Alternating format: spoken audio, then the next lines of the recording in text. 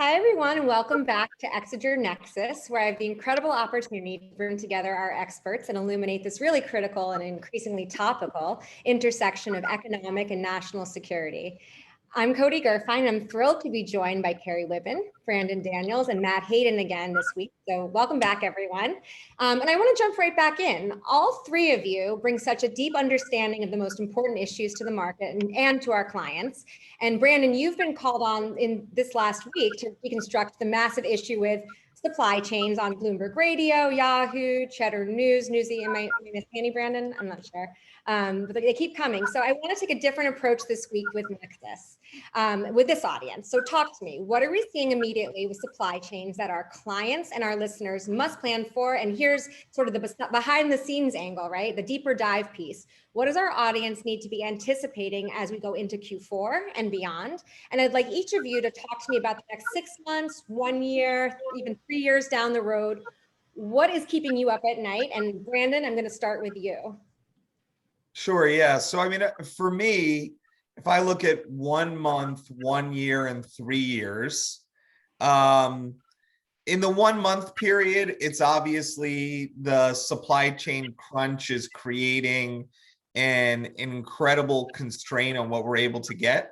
And so, you know, if you're trying to buy computers, you're trying to buy turkeys, you're trying to buy gasoline, you're trying to buy anything right now, you're going to be subject to really stiff price increases. What that means for our customers is that the goods that they are delivering to market are right now more costly without an appropriate price adjustment. And so I think right now they're all going to feel the weight of that increased cost to meet demand that, you know, largely would be felt this time of year anyway. And so that's tough for our customers. If I look out 12 months, I start to get nervous about what sits below our clients. So like our clients are, you know, enormous corporations, government agencies, financial institutions, but right below them are thousands, literally hundreds of thousands of vendors that all supply different goods into them.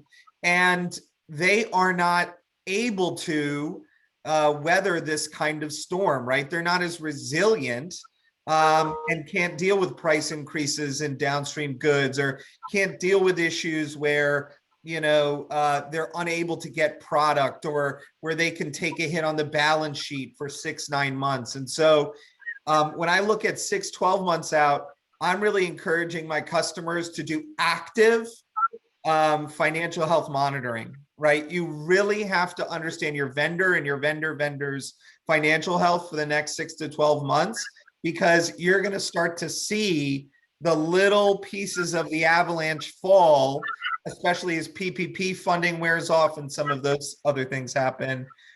In terms of 3 years, I'm really excited about what this actually means for the US economy.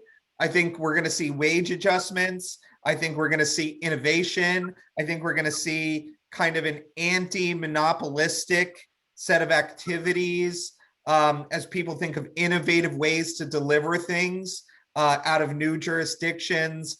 I also think we're going to see a lot of M&A, a lot of vertical integration, where people want to buy the companies that are delivering the goods to them, and then also start to buy some of the shipping lanes and telematics companies that help them get goods. So I think we've got a really interesting long-term economic opportunity, but in the short term, it's going to be pretty rough.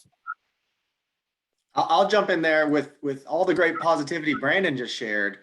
I always see when we have incidents like this where scarcity may be at play or less vendors in play, that's when our fraud flag flies up. We start seeing heavy lack of competitors. We start to see something coming in where you will have individuals that are putting out fraudulent products, fraudulent ads, everything from phishing emails to counterfeit goods. And those counterfeit goods, when they get in the market, are there for a while. So we're talking in that same 1 month, 3 month, year window, we could be dealing with counterfeits through 2023, as scarce as these things get.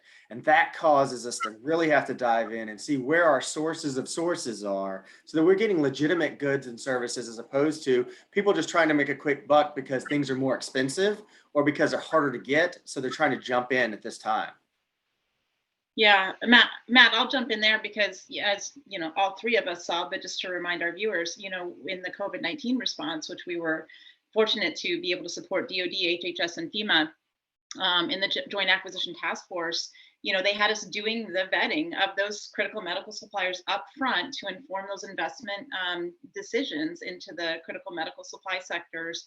And we saw it, right? We saw you know, all of that counterfeit, all of that fraud, and, you know, Undersecretary of Defense for Acquisition and Sustainment, Ellen Lord, said that in just the first 6 weeks of that federal response, we helped the federal government prevent them from making over $500 million worth of investment in either fraudulent or problematic counterfeit adversarial source supply, right? So, I think that's an excellent point. We obviously saw it, and I think the problem has only gotten worse. And to your point, I don't think it gets better anytime soon.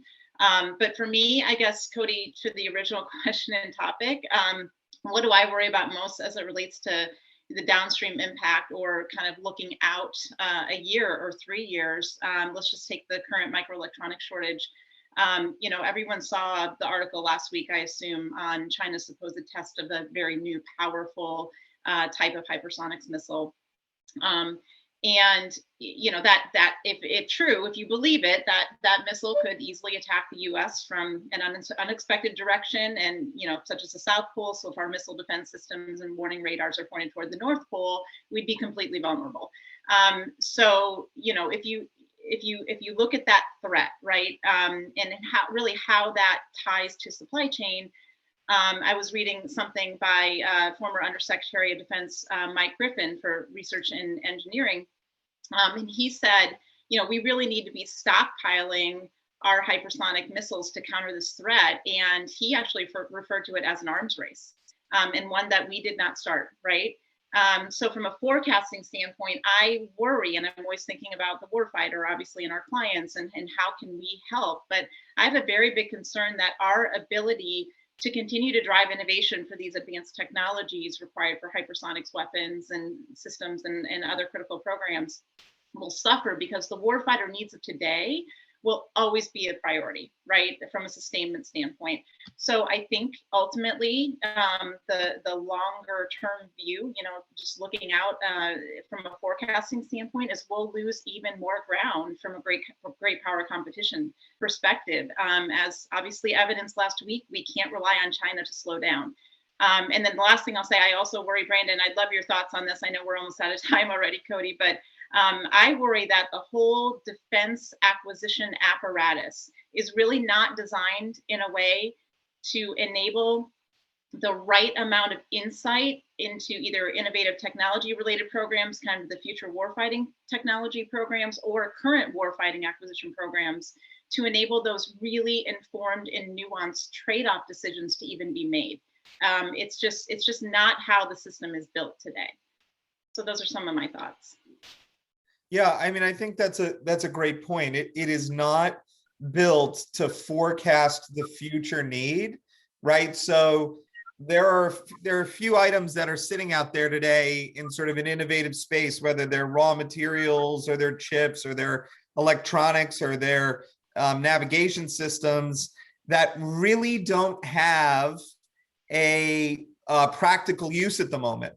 And our ability to forecast how we can reform that supply chain before we get to actually manufacturing it at scale, and thinking about all of the threat vectors, right, that could potentially come into that future production. We're not very good at that, and it's something we need to get really good at if we're going to be, if we're going to lap China. I mean, as you mentioned, we didn't start this arms race, but we got to finish it. Well, right. We are at time. This is always interesting conversation, and so much more to talk about. I'm hearing a little bit of it will get better, but maybe it'll get worse first. So let's hope that time period is a little bit shorter. Thank you for your time, everyone. For anyone who's watching, let us know if there's certain topics you want to hear this group talk about. We'll be back very soon and hope to continue this conversation more regularly. So thanks everyone for Exiger Nexus. Thanks, Cody.